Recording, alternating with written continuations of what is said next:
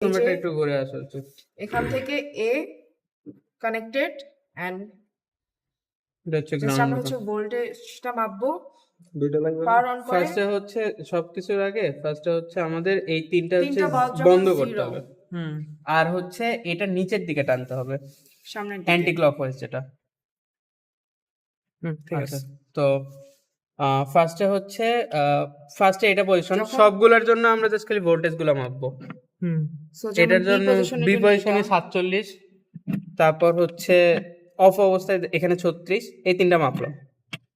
দেন হচ্ছে আমরা একটা চালু হলো, এটা দেখ যেটা on চালু হওয়ার হয়ে সাথে ওটা সাথে almost ওটা 4 এর বেশি 5 এর কাছাকাছি চলে যাবে। বাকি এটা মাপবো, দেখবো যে কম।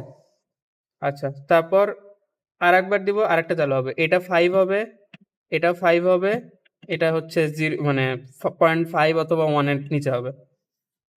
আবার এটা হচ্ছে এটা বন্ধ হবে, মানে এবার জাস্ট খালি মাপা। আর এগুলো হচ্ছে সবগুলো গ্রে কোড। হ্যাঁ, গ্রেট। গ্রে কোড থেকে আমরা বাইনারিতে Binary-তে কনভার্ট করব। জাস্ট খালি এইগুলো ভাববো যে মানে five। পুরো each time আবার state হ্যাঁ, change হবে। প্রত্যেক টাইম স্টেট চেঞ্জ হবে, এরকম হইতে হইতে তিনটা চললো, তারপর হচ্ছে আবার চেঞ্জ ভাবে চলবে। এই যে এটা হচ্ছে লাস্ট, এটা হচ্ছে ইনিশিয়াল, শেষ।